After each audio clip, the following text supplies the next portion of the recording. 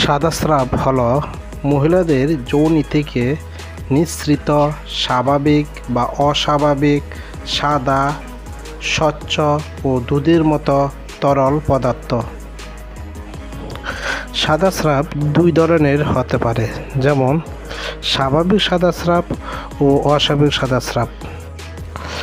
স্বাভাবিক সাদা স্রাব দেখতে সাদা, স্বচ্ছ, দুধের মতো সাদা, পাতলা বা সামান্য ঘন, যা ডিমের সাদা অংশের মতো।